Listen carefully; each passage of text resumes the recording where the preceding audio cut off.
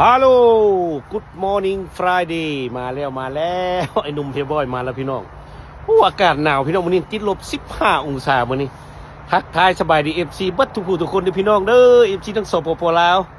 FC ทั้งไทยแลนด์ FC ทั้งเมืองนอกนำเนาะบัดทุกประเทศพุ่นล่ะที่เบิ่งไอ้หนุ่มเพย์บอย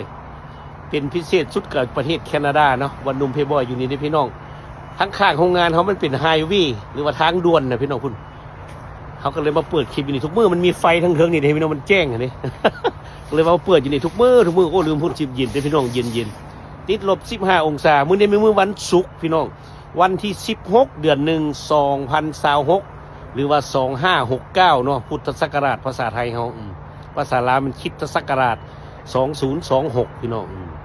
ไอ้หนุ่มเพย์บอยก็ขอบมกขอบใจ FC หลายๆที่ว่าติดตามเบิ่งเดี๋ยวนี้มีคนเบิ่งไอ้หนุ่มเพย์บอยเฮาหลายพี่น้องขอบมกขอบใจจากใจจริงเด้อมื้อนี้เป็นมื้อวันศุกร์เอามาติดตามเบิ่งมื้อนี้เฮาสิมีจักคลิปพี่น้องเดี๋ยวเจอกันนะครับผมบ๊ายบาย